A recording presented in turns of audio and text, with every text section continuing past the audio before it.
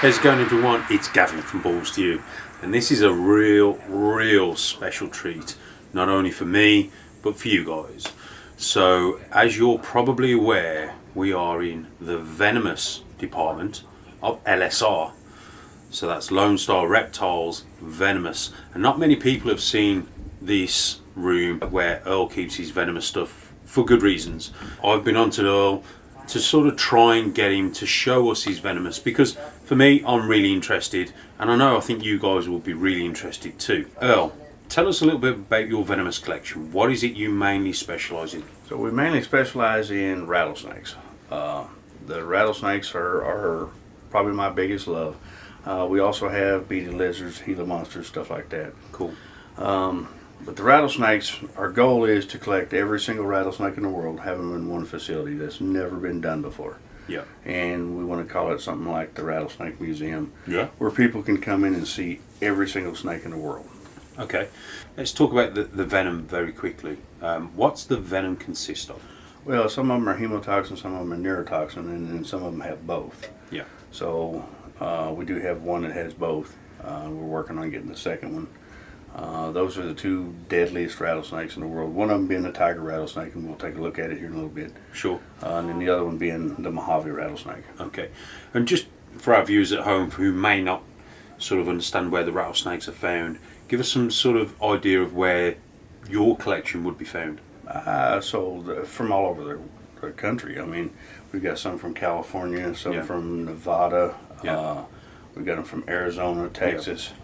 Okay. We've even got some from Tennessee in here. Okay. So we're going to do some. Obviously, everything's going to be safely done. Obviously, Earl's not going to put anyone's life at risk. Hopefully, not mine either. But we're going to take a look at some stuff. And I wanted to do this because I'm a massive big believer in the venomous stuff. And if it's done correctly and educational, like Earl does, I think it's a fantastic way to learn firsthand from real people instead of seeing it on documentaries on your TV. There's no BS. This is all obviously real life, real stuff. So I'm going to pass over to Earl, and Earl's going to go through some bits and pieces. So get ready. This is going to be some crazy stuff. So guys, this is a Great Basin rattlesnake, and the Great Basin is going to come from Northern California areas. And again, this is a rattlesnake, so you know it is dangerous. We're handling these safely with hooks and what have you. We're going to go ahead and put this one up. We're going to get another one out. It's a really nice animal as well. But look at the head pattern on this thing. For those of you that are doing the ball pythons, this looks a lot like a clown on the head. Yeah. Just an amazing head. It's beautiful. And then look at how wide the heads are. Yeah. And we're going to explain that here in a little bit, because we do have one that has a little tiny head. Alright, we're going to go ahead and put this one back up. So basically, we're going to get him started, and he'll just take off and go in the cage on it. These snakes, that particular snake is wild caught. However, I'm not going to say we actually handle them, but we take them out, to clean the cages, and they've gotten used to us. This snake is not even rattling. We just had it out, and it never rattled in my hands. So, can I ask you a quick question? Yes, sir. Is there a thing where certain rattlesnakes are a little bit more chilled? Certain species of rattlesnakes are a bit more chilled? Yes, for the most part. I mean, that particular snake right there is very chill. Yeah. The Western Diamondbacks, not so much. Yeah. This one here is very chill. But then we have a blacktail. This is from Arizona, so it's an Arizona blacktail, and that thing is just as mean as can be. Really? Every time I go to pull it out, I mean, it's a fight. Yeah. So we don't actually use hooks on this snake because it is so mean. Yeah. We use tongs. Yeah. It's a little sketchy. And venomous is venomous. Yeah. If you're going to get into venomous, just know what you're working with before you get into something. And it's not something you just jump into. Sure. You need to have somebody show you the steps and, walk you through it. Like, I always say, don't go looking for venomous, let venomous find you. Yeah. If somebody thinks that you're good enough and ready for venomous, they'll let you know. Yeah. And then they'll teach you how to operate them, how to handle them and stuff. All right, so we're going to grab another one out of here. Now this one here has not been handled a whole lot. Matter of fact, I've handled it twice since I've owned it. And this is a Southern Pacific rattlesnake, which is a very beautiful animal. We're going to change hooks for this one.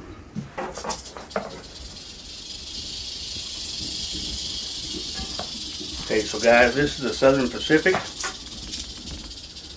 Yeah, I'm going to get a better grip. So this is a Southern Pacific rattlesnake. The color on this thing is just amazing. Yeah, she's beautiful. Like I said, this snake has only been handled twice, so You can see she's kind of in thinking mode as well. You can see she's thinking about stuff, you know. and she's smelling the air. Of course, rattlesnakes, you know, they'll hold their tongues out a lot longer and they taste the air a lot more. Yeah. Like ball pythons are really quick. Yeah. It's just amazing watching that tongue. Yeah, you can see she's sort of really thinking about what's going on, what's around. You know, she's not looking to fly it off, and yeah. Now guys, on venomous, you know, I never take my eye off the animal because you never know what that animal's going to do. Alright, we're going to go ahead and put her up so she doesn't get too nervous. Like I said, that animal has literally been handled twice and she did really well. And the more we handle them, the better they'll get. So that animal was picked up out of Southern California, and it was actually picked up from off a trail, a walking trail. A friend of mine picked it up for me and brought it to me. Most of our animals are wild caught, and the reason for that is the bloodlines are just pure. Yeah. You know, and a lot of the captive animals that we've come across, they just don't make it. Yeah. And it's unfortunate because, I mean, we're breeding animals, but we've got really good bloodlines for the ones we are breeding. And most of these are just for looks, just for show. Yeah. So, Will, let me ask you a quick question regarding breeding. You said in captivity, is it predominantly rattlesnakes in captivity that don't make it regarding the breeding? From what I've seen, yes. So why would be breeding ball pythons in captivity, they tend to do well? Obviously, normals from caught in the wild are quite hardy. Why do you think it's that way with rattlesnakes, that they don't do well when they are hatched in captivity? I just think it's mainly the way they're doing it. Maybe they didn't do a cool down cycle right, or you know, because we actually cool these down. Some of these, like these, get down to about 50 degrees, you know, and then basically a brumation, hibernation, brumation, however you want to call it. Some of them do brumate, some of them hibernate. Yeah. But I think that has a lot to do with it, for the most part.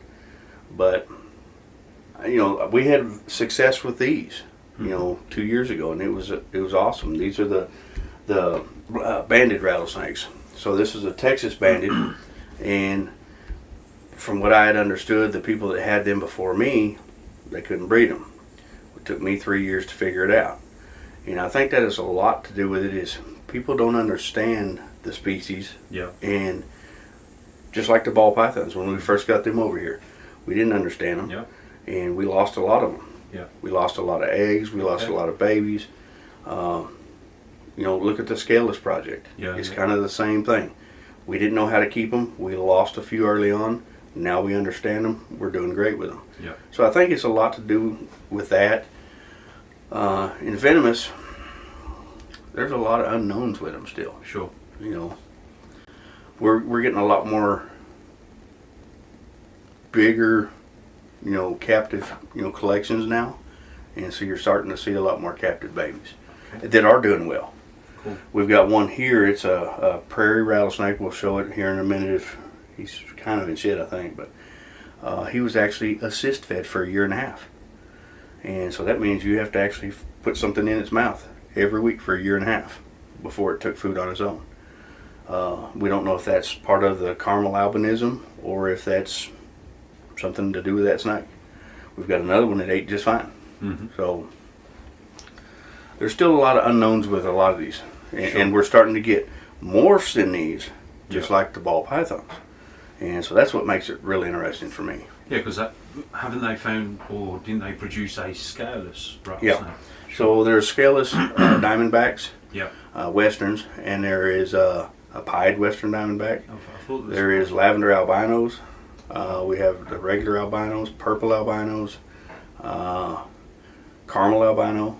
A lot of it is albinism, but I believe somebody just found a hypo, and so we'll be looking for that too. Wow. It's not only we want every single rattlesnake species, we want all the morphs too. Yeah, because it's mainly recessive stuff, isn't it? Yeah. That's found.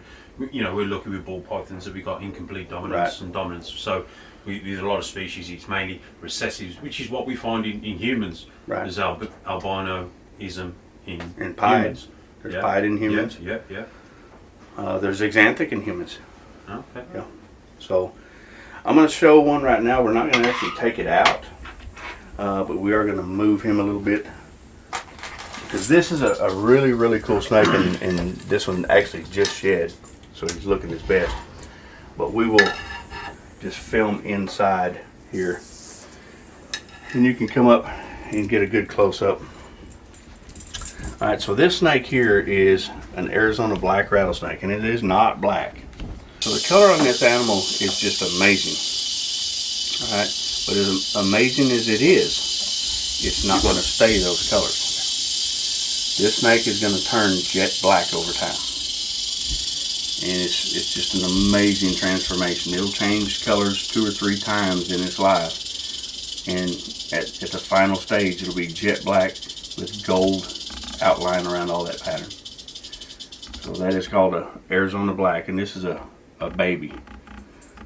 It's like 3 months old. This particular species here is Crotalus veratus. It is higher elevations of Arizona and far western New Mexico is where you're going to find this animal. But the Crotalus veratus it's a beautiful animal, especially when it gets to an adult. I mean, it's that jet black colors, and they vary quite a bit. But we've seen some that are just as black can get, with just bright golds, and then we've seen some that are brownish black. You know. Mm-hmm. A lot like the ball pythons. Okay guys, this animal here, this is a speckled rattlesnake, and it's a mauve speckled rattlesnake. This animal is from Southern California again. This one was actually found in Lake Elsinore, California. And the speckled is one of my favorite snakes just because of the pattern, the colors. I mean, it's just amazing. Now this being a mauve, there's a lot of mauve colors in it. Some grays, a little bit of browns.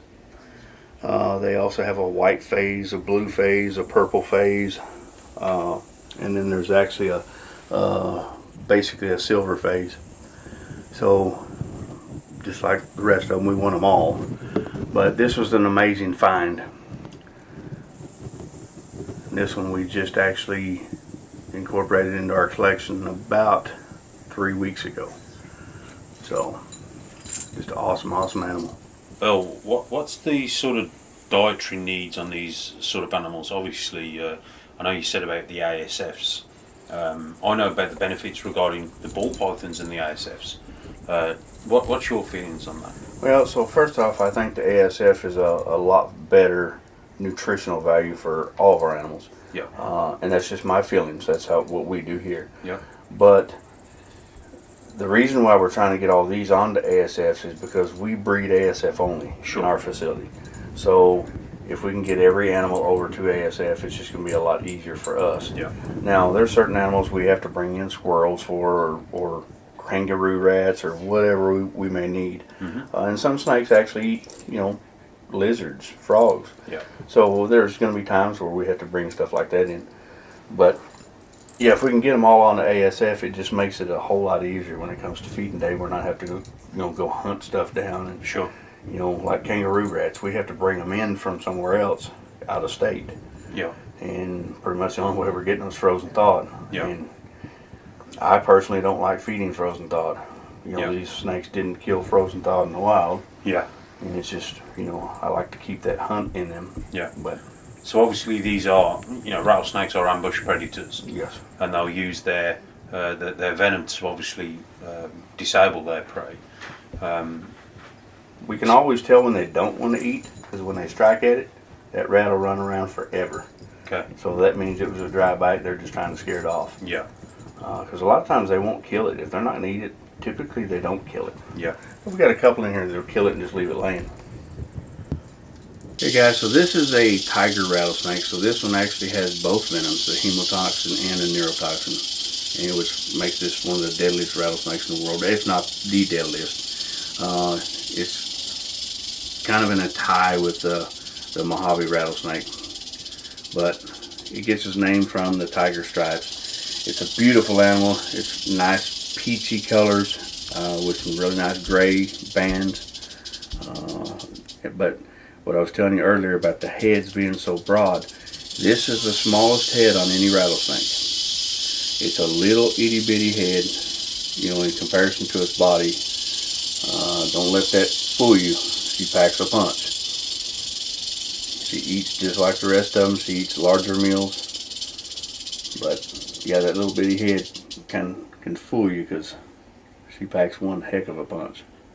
Yeah, and just if you can, I know the difference between the neurotoxic venom and the hemotoxin venom. Just explain to the people at home who are watching this, just a very brief description of the difference between the venoms and what it does. One will attack the nervous system, where the other attacks the tissues and eats away at the skin, Yeah. and the muscles and stuff. But and there's not any one that's worse than the other. In all honesty, it's can be fatal for either one.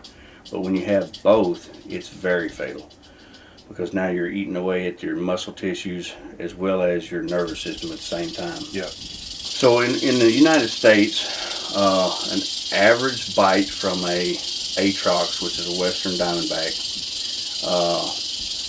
you're looking at somewhere in the neighborhood of $200,000 to $250,000 for medical treatment. Wow. And unfortunately, if it's a pet and it bites you, your insurance company is not going to cover that. Sure. So that's all on you.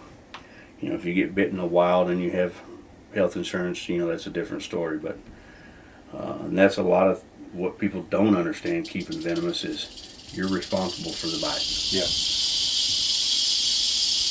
And if you're doing safe keeping and safe husbandry, you don't really have to worry about that. But anytime you work with one of these animals, there is that chance. Yeah. Every cage in here says it's a venomous snake. They're hot animals. I'm the only one that can work with venomous here. This is one of my favorite snakes, though. Just the colors and patterns on that thing is just incredible. Yeah. We don't handle her much. We don't we don't do a lot with her other than getting her out to clean her and put her back. Yeah. I typically don't handle these animals in general. That's not what we have them for. Sure. They're for display, and I'm a cowboy, but I'm not that kind of cowboy. Yeah. I suppose the other thing as well is the fact that we are, or you would like to get pretty much all the species of rattlesnakes. It's almost like a conservation effort as well, because if any of these do go extinct in the wild, you've got the bloodlines. Yeah. And, whether you breed them or whether you do like a breeding sort of share with another breeder, you're going to preserve the bloodlines. You're going to preserve the species. There is a lot of these snakes that are on the endangered and species list or protected list. Yeah. To keep them from being endangered or extinct. And so we're working with several different state governments to actually bring in some of those animals. Yeah. To put in our collection, and we can breed them down the road. Yeah. And help to rebuild the population of each and every animal. Yeah, that's cool. Conservation is a big thing, and these things have their place in the wild. Yeah. People are terrified of rattlesnakes. You can see this cage is open and he's 8 inches from that cage. That snake doesn't care. Yeah. You know, if she cared at all, she'd be coming after him. And just like a ball python, they're just going to kind of chill. Yeah. And also they're going to rattle and make you weather. She has not rattled her tail not once. You know, she's not concerned with him at all. No. When she becomes concerned with him, that tail will go to buzzing. Yeah. And again, you can see that female's just lying dead still. Mm-hmm. Whereas the other one we had out, she was there tasting. You could see her. Yeah. Her brain was in. You know, it was engaged. She was thinking. She was tasting the air. She was, well, what's going on? Very a different. You know, completely different. She was thinking, different attitude. Yeah. This girl, she's just like lying there thinking, I hope it goes away. Exactly. Yeah. So we've seen some snakes. Now we're going to look at some monsters, some real monsters. So over to Earl. Earl, what do we have here? So this is a Gila monster, and the Gila monsters are the only venomous lizard found in the United States. They are found in Mexico as well, and usually when I say only venomous lizard in the United States, they think that I'm telling them that's the only place they come from. They actually come from Mexico, but this is the only lizard that you can find in the United States that's venomous. There is a Mexican beaded lizard as well. We have one of them down here. They're a lot bigger, and some of them can be really nasty. Mine is. But this little guy here is just as chill as can be. And we're going to go ahead and let Gav take a gander at it. He's awesome. Absolutely awesome. I wish you guys could, have something like this over in the UK. Now this guy is in shed, so he's not looking his best, unfortunately. Yeah, because lizards shed different to snakes, don't they? And they just blow apart. Yeah. It comes off in pieces. But typically, he is super, super bright orange and just jet black. Yeah. And he's just chill, just... Oh yeah, he doesn't care. Dude, he's just sitting there, just looking like... his head and he just don't care. Yeah. And you can certainly see, he feels in great condition, Earl. He's just chilled. Look, he's just... In fact, he's falling asleep. Yeah. Yeah, he's closing his eyes. Yeah. It's not just you guys are bored to sleep, it's the animals as well, But yeah, you can see he's absolutely amazing. Wow. He's not impressed with the video at all. No. I hope you guys are. Oh yeah. And me. Just look at his back pattern. Just beautiful. And the nice rings around his tail. Just absolutely fantastic. Beautiful. So, how old's this beautiful boy, Earl? So, we think he's about 7. Okay.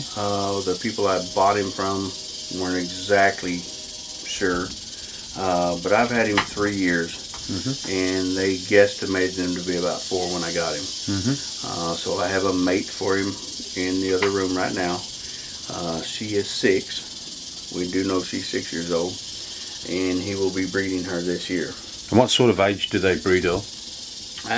Usually about 2 to 3 years old. Okay. I mean, they're still pretty small at about a year old. We waited till he was good and mature before we even tried to find a female for him. Yeah. And hoping to get a nice clutch of eggs this year. The only one drawback to these is when you get the eggs, it's 150 to 160 day incubation period. Wow. So yeah, half a year. Wow. And when you're dealing with ball python eggs at 54 days, he's nothing. Hey, when we hit that 54th day, then I'm going to be chomping at the bit for another 100 days. So oh yeah. It's going to be a little tough. But yeah.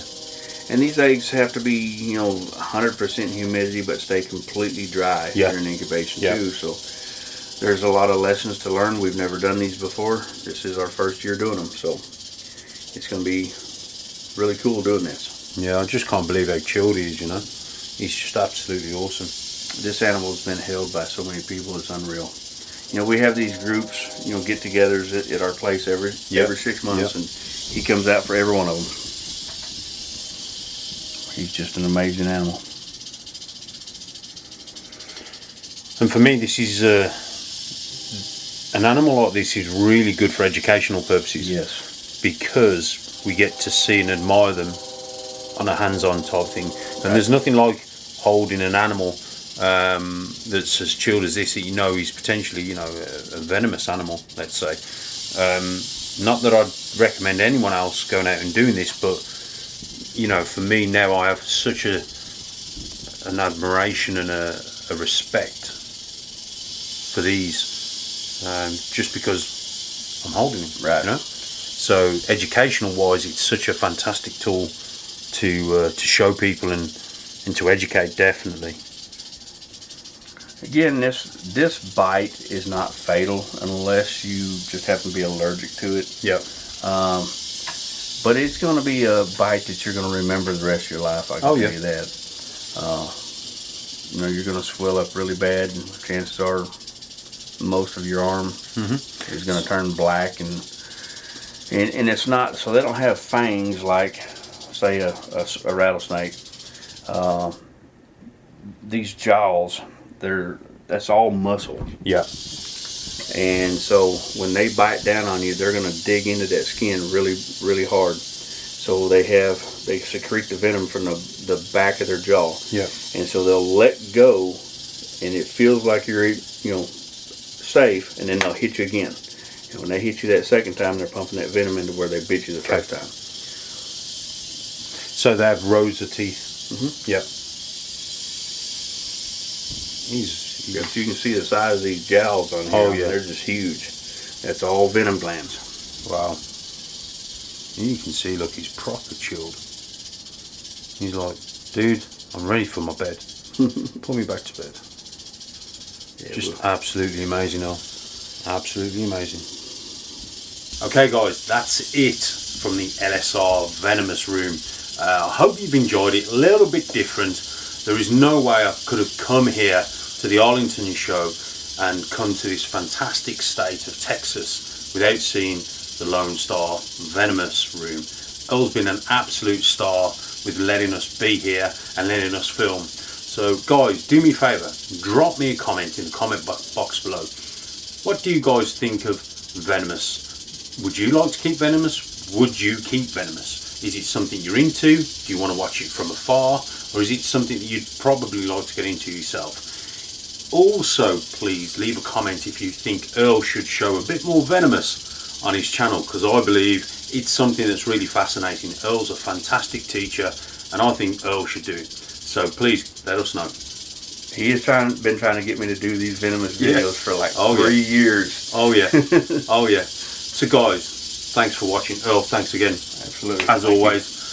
Guys, hope you're all well. Again, remember, subscribe, smash that notification bell, smash that like button, and like I said, leave a comment in the comment box below. But for now, I hope you're all well. Love and respect you all. Take care, and I'll see you guys on the next one. Whoa, that money clip us now, the new now looks like. Whoa, upgrade her diamonds, now her girlfriends are like.